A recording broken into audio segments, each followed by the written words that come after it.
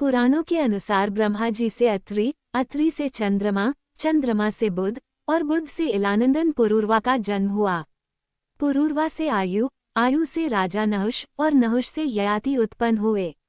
ययाति से पुरु हुए। पुरु के वंश में भरत और भरत के कुल में राजा कुरु हुए।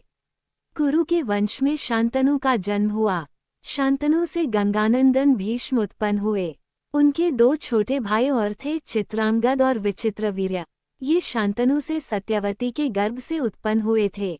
शांतनु के स्वर्गलोक चले जाने पर भीष्म ने अविवाहित रहकर अपने भाई विचित्रवीर्य के राज्य का पालन किया। भीष्म महाभारत के प्रमुख पात्रों में से एक हैं। ये महाराजा शांतनु के पुत्र थे। अपने पिता को दिए गए वचन के कारण इन्होंने आजीवन ब्रह्मचर्य का व्रत लिया था। इन्हें इच्छा मृत्यु का वरदान प्राप्त था। एक बार हस्तिनापुर नरेश दुष्यंत आखेट खेलने वन में गए।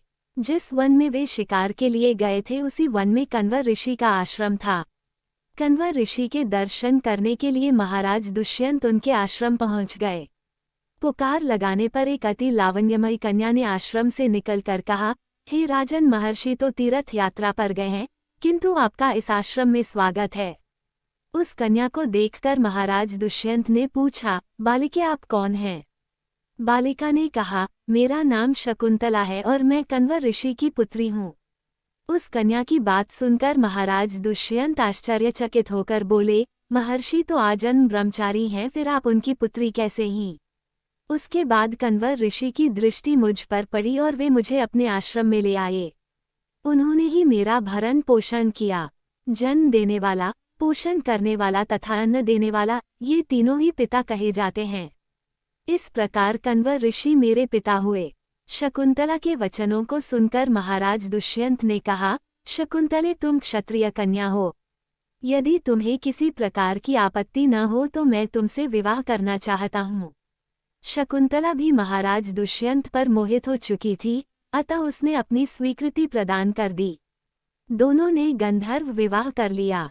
कुछ काल महाराज दुष्यंत ने शकुंतला के साथ विहार करते हुए वन में ही व्यतीत किया। फिर एक दिन वे शकुंतला से बोले, प्रियतमे, मुझे अब अपना राजकार्य देखने के लिए हस्तिनापुर प्रस्थान करना होगा। महर्षि कण्व के तीर्थ यात्रा से लौट आने पर मैं तुम्हें यहाँ से विदा कराकर अपने राजभवन में ले जाऊंगा। इतना कहकर महाराज ने शकुंतला को अपने प्रेम के प्रतीक के रूप में अपनी स्वर्ण मुद्रिका दी और हस्तिनापुर चले गए। एक दिन उसके आश्रम में दुर्वासा ऋषि पधारे।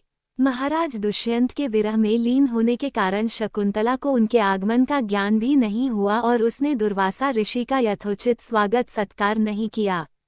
दुर्वासा ऋषि ने इसे अपना अपमान समझा और क्रोधित होकर बोले, बालिके, मैं तुझे शाप देता हूँ कि जिस किसी के ध्यान में लीन होकर तूने मेरा निरादर किया है वह तुझे भूल जाएगा। दुर्वासा ऋषि के शाप को सुनकर शकुंतला का ध्यान टूटा और वह उनके चरणों में गिरकर क्षमा प्रार्थना करने लगी। शकुंतला की क्षमा प्रार्थना से द्रवित होकर दुर्वासा ऋषि ने कहा, अच्छा, यदि तेरे पास उसका कोई प्रेम चिन्ह होगा तो उस चिन्ह को देख, उसे तेरी स्मृति हो आएगी। महाराज दुष्यंत से विवाह से शकुंतला गर्भवती हो गई थी। कुछ काल पश्चात कण्वर ऋषि तीर्थ यात्रा से लौटे तब शकुंतला ने उन्हें महाराज दुष्यंत के साथ अपने गंधर्व विवाह के विषय में बताया। इस पर महर्षि कण्व ने कहा, पुत्री, विवाहित कन्या का पिता के घर में रहना उचित नहीं है। अब तेरे पति का घर ही तेरा घर है। इतना कहकर महर्षि ने शकुंतला को अपने शिष्यों के साथ हस्तिनापुर भिजवा दिया। मार्ग में एक सरोवर में आचमन करते समय महाराज दुष्यंत की दी हुई शकुंतला की अंगूठी, जो कि प्रेम चिन्ह थी, सरोवर में ही गिर गई। उस अंगूठी को एक मछली निगल गई। महाराज दुष्यंत के पास पहुंचकर कण्वर ऋषि के शिष्यों ने शकुंतला को उनके सामने खड़ी करके कहा, महाराज, शकुंतला आपकी पत्नी है, आप इसे स्वीकार करें। महाराज तो दुर्वासा ऋषि के शाप के कारण शकुंतला को विस्मृत कर चुके थे, अतः उन्होंने शकुंतला को स्वीकार नहीं किया और उस पर उल्टा होने का लांछन लगाने लगे। शकुंतला का अपमान होते ही आकाश में जोरों की बिजली कड़क उठी और सबके सामने उसकी माता मेनका उसे उठा ले गई। जिस मछली ने शकुंतला की अंगूठी को निगल लिया था, एक दिन वह एक मछुआरे के जाल में आ फंसी। जब मछुआरे ने उसे काटा तो उसके पेट अंगूठी निकली। मछुआरे ने उस अंगूठी को महाराज दुष्यंत के पास भेंट के रूप में भेज दिया। अंगूठी को देखते ही महाराज को शकुंतला का स्मरण हो आया और वे अपने कृत्य पर पश्चाताप करने लगे। महाराज ने शकुंतला को बहुत ढूंढवाया किंतु उसका पता नहीं चला। कुछ दिनों के बाद देवराज इंद्र के निमंत्रण पाकर देवासुर संग्राम में उनकी सहायता करने के लिए महाराज दुष्यंत इंद्र की नगरी अमरावती गए। संग्राम में विजय प्राप्त करने के पश्चात जब वे आकाश मार्ग से हस्तिनापुर लौट रहे थे तो मार्ग में उन्हें कश्यप ऋषि का आश्रम दृष्टिगत हुआ। उनके दर्शनों के लिए वे वहां रुक गए। आश्रम में एक सुंदर बालक एक भयंकर सिंह के साथ खेल रहा था। मेनका ने शकुंतला को कश्यप ऋषि के पास लाकर छोड़ा था तथा वह बालक शकुंतला का ही पुत्र था। उस बालक को देखकर महाराज के हृदय में प्रेम की भावना उमड़ पड़ी।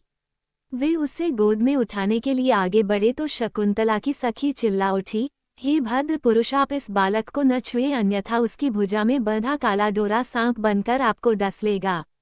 ये सुनकर भी दुष्यंत स्वयं को न रोक सके और बालक को अपने गोद में उठा लिया। अब सखी ने आश्चर्य से देखा कि बालक के भुजा में बंधा काला गंडा पृथ्वी पर गिर गया है। सखी को ज्ञात था कि बालक को जब कभी भी उसका पिता अपने गोद में लेगा वह काला डोरा पृथ्वी पर गिर जाएगा। सखी ने प्रसन्न होकर समस्त वृतांत शकुंतला को सुनाया। शकुंतला महाराज दुष्यंत के पास आई। महाराज ने शकुंतला को पहचान लिया।